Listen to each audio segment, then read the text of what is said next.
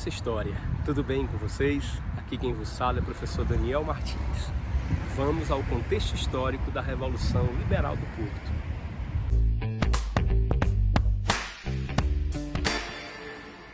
Para falarmos da Revolução Liberal do Porto de 1820, precisamos fazer um contexto histórico.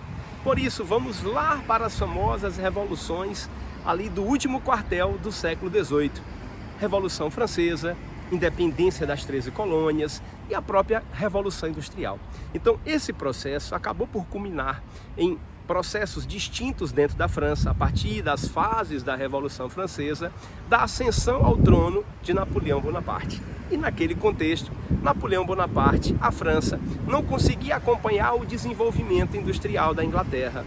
Depois de tentar invadir a Inglaterra e não conseguir, resolveu bloquear todo o comércio da Europa continental com a Inglaterra. Para isso, Bonaparte queria quebrar economicamente a Inglaterra e fortalecer a indústria francesa. É dentro desse contexto que surge a ida da família real portuguesa para a sua colônia Brasil.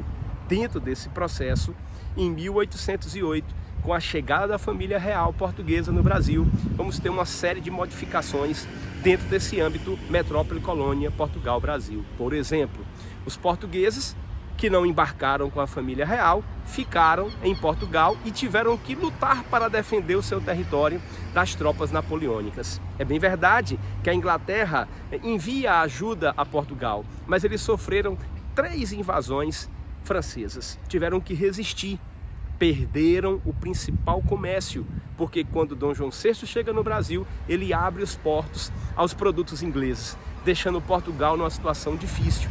É dentro desse contexto que nós vamos falar um pouco sobre o desenrolar da Revolução Liberal do Porto. Liberal do Porto que aconteceu justamente aqui, nesse local que nós estamos gravando para vocês este vídeo. Aqui, em 1820, no dia 24 de agosto, quando o Lord Beresford não estava em Portugal, tinha ido ao Brasil, eles aproveitaram a ocasião e proclamaram a Revolução Liberal do Porto. Não houve luta, não houve batalha. É bem verdade que aqui parte do exército veio, soltaram tiros em comemoração, em alusão a essa proclamação liberal. Mas a pergunta que foi feita, a Revolução do Porto era liberal? Por um aspecto sim, porque eles exigiam a imediata vinda da família real do Brasil para Portugal e queriam que a monarquia, que era absoluta, tornasse-se monarquia constitucional.